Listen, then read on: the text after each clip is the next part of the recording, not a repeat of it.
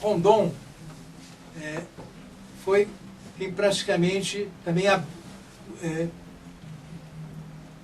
iniciou essa abertura pelo Brasil Central. Ele era do exército, ele era filho de mãe indígena. Como boa parte da sociedade brasileira é filho da mãe indígena. Filho da mãe indígena, filho da mãe negra, mas filho da mãe indígena certamente. Por quê? Porque os portugueses conquistavam as terras e eles engravidavam as índias. É uma luta que está correndo hoje. Tem um filme que nós vimos, O Segredo das Tribos, que mostra toda a pompa dos antropólogos, com suas carreiras brilhantes na universidade, fazendo experiências com os indígenas. Fizeram experiências com... No filme tem um relato de um...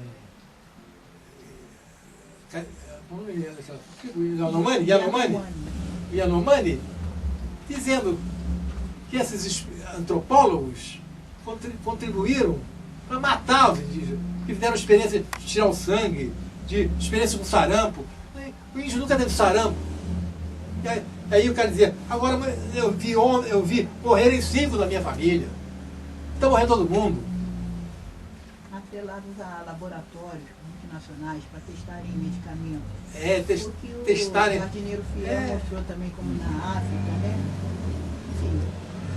Então, a coisa está pesada, porque tem esses laboratórios, tem empresas que patenteiam os produtos da mata.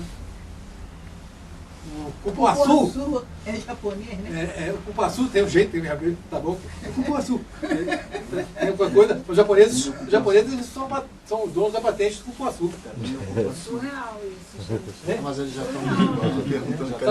Só tem uma pronúncia parecida. Cupuaçu. Mas já estão. Algumas patentes já estão derrubadas. Não liberou, não. Algumas eles já estão. Seria muito absurdo, né? Ainda bem que algumas... Não, mas tem laboratórios na Alemanha também que fizeram a mesma coisa. Rapadura parece também, com a rapadura fizeram os alemães. Como? A rapadura. Eles ficam situados no nordeste de Minas Gerais, né? Próximo a Teófilo Otoni. Então é bem interessante, que aí tem o canto da colheita.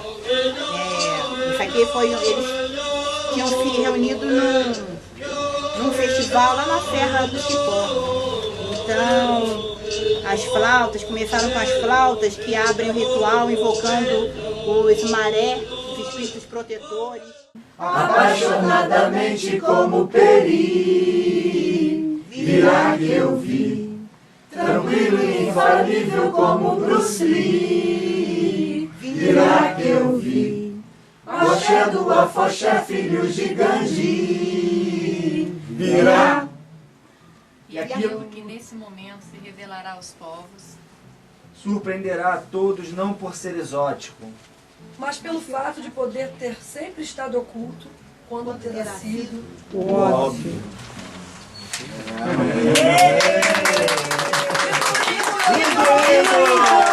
Viva a cultura brasileira! Viva a terra dos índios! Viva o Brasil! Afinal de contas, também amanhã, nós estamos, né?